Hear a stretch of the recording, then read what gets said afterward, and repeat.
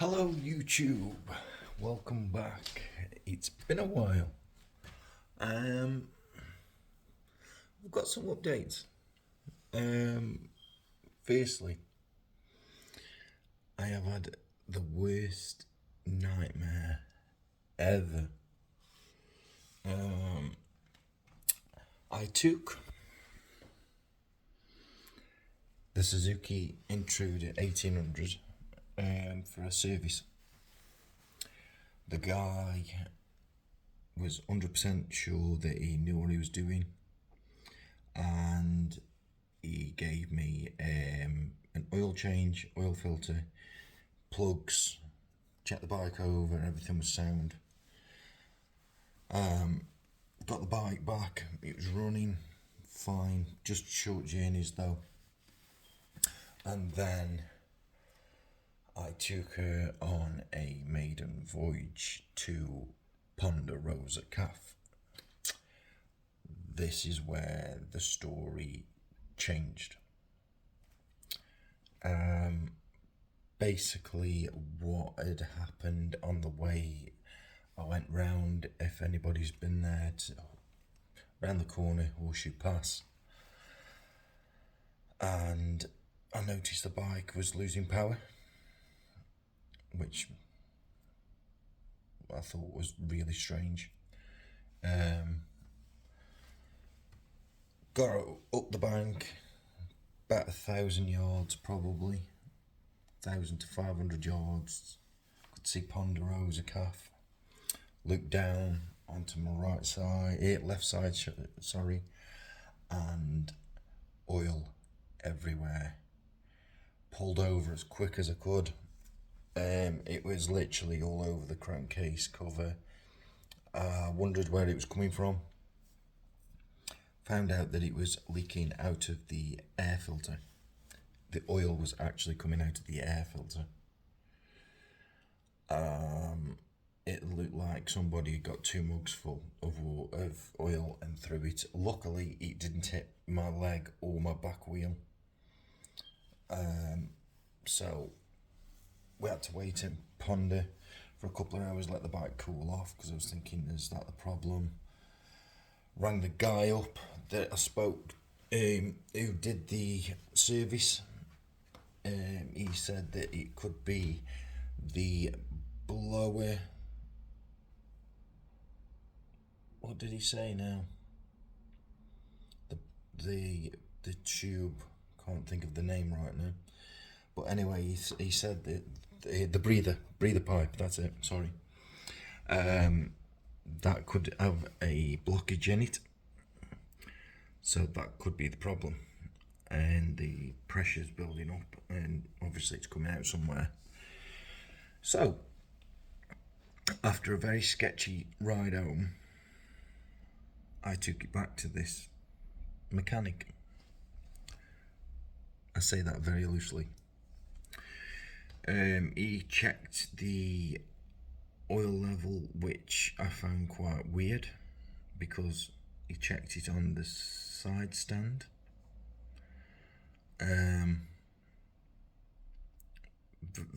Just alarm bells rang.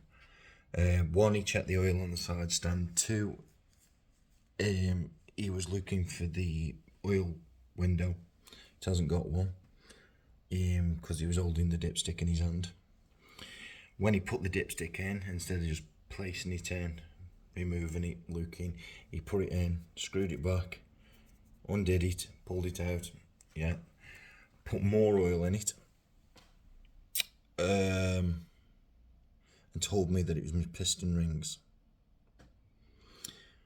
I rang another place up, because I've got a few friends, and they were saying, I don't think it is your piston rings. So the guy who bought it off, his dad actually rang me up, and he was a Suzuki technician, and to be fair, he was brilliant.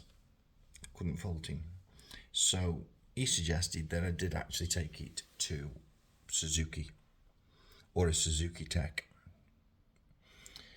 which I managed to get in a Suzuki Tech, which was close by, and it cost me 88 quid. which was really, really good outcome, because if it was a piston rings, it would have been £3,000. It would have been an engine out, engine rebuild, everything. First thing he said on the phone that he asked me was, is it throwing out blue smoke out of the exhaust? I went, no. He went, right, okay. Is he idling really rough? No. Okay, it's not your piston rings then. So I was like, okay. Anyway, took it to him. We found out that the problem was the other guy that's was highly recommended. I hadn't got a clue what he was doing. On these bikes, there's 2 sump plugs, and we think he only undid one. Secondly, you've got to run them for 15 minutes, then leave them for 3, and then check the oil level. I don't think he did that. He overfilled it by 1.5 to 1.7 litres over. He basically tried to put close to 5 litres of oil in my bike, and obviously the pressure build up because there isn't supposed to be that much in there. It had to come out somewhere, so the bike was chucking it out of the air filter. So just a word of warning when it comes to these bikes, if you don't know what you're doing, just take it to a Suzuki Tech. I've learnt my lesson, trust me. I thought that I could trust this guy, obviously I couldn't. It's cost me, I think it was roughly about the same price for having a oil change, filter and plugs by him, and it's just cost me another 88 quid to have it done correctly, basically. So yeah, she is running like a dream. Sadly, I was going to go out, it's Monday today, I was going to go out yesterday, but it was absolutely throwing it down, so that stopped me from riding, because I don't take her out in the wet. So yeah, if I can help it, I don't take her out in the wet. We have got an event coming up soon called Bike for Life. That's this Sunday coming. Unfortunately, it's going to rain. I will be attending that though. That's something that I will be doing, getting on the bike, going for this ride. You have to get wet sometimes when riding. Sorry, that sounds so wrong. But yeah, so that is the update that we've got on her. She is running as sweet as a nut, and I can't fault the bike, to be honest. Fantastic to ride. Handling on them is wicked. Obviously, it's not like a sports bike, so you can't throw it around the corners. If you do, you're going to be scraping your pegs.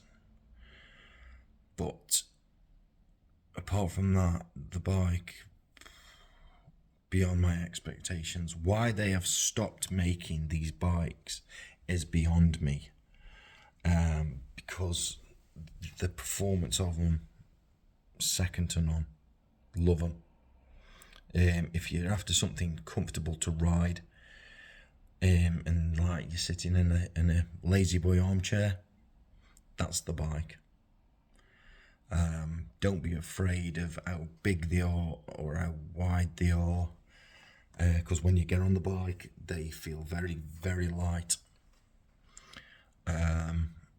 Lighter than I expected, to be honest with you.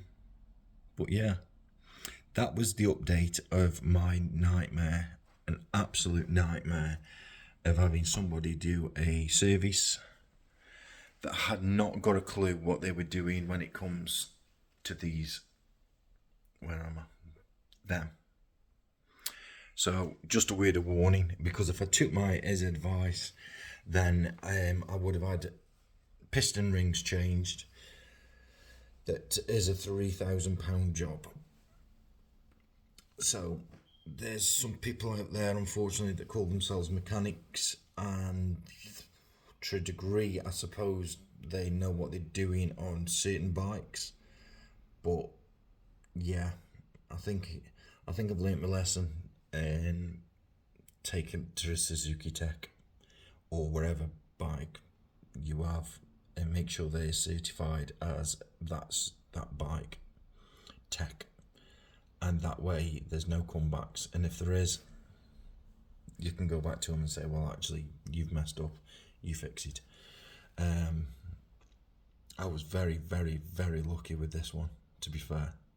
I'll just give you a quick show of where the oil went. So, there's an hole under here, and it was coming out here. It covered all this. It went on this panel. Luckily, it didn't. It just a little spot of oil went on the shaft there, the drive shaft, but that was about it. Nothing on the back wheel. But I was so lucky, so lucky. Could have been a lot worse. Hell of a lot worse. All this was, like I say, it was absolutely covered. It even tells you, where are we? There. How much oil it needs to have in. I pointed that out to him. But there is 2 sump plugs, and we think that he undid one sump plug, thinking that that was it.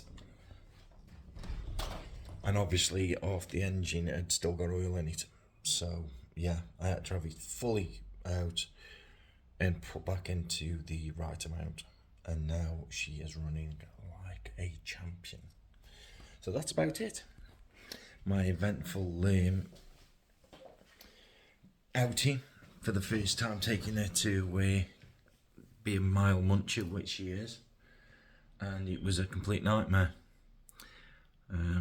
Yeah, and I mean a complete nightmare.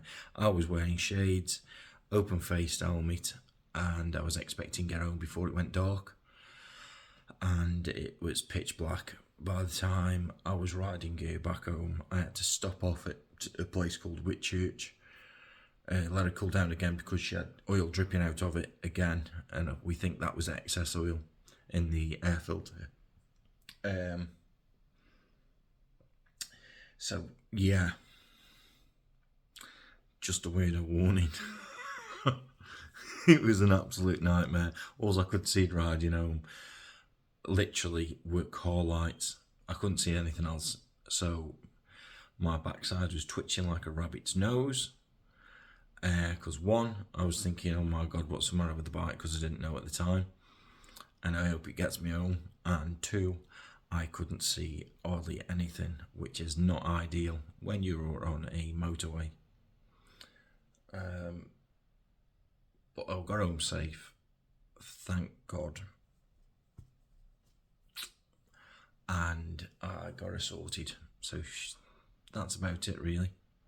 Thank you for watching, and I'm still working on getting a GoPro.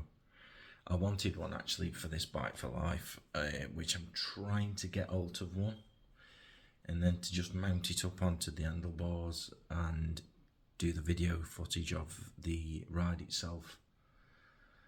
But yeah, that's my little story. Anyway, thank you so much for watching, and I'll see you very, very soon, hopefully with some footage of me riding the bike and yeah, getting out there on it.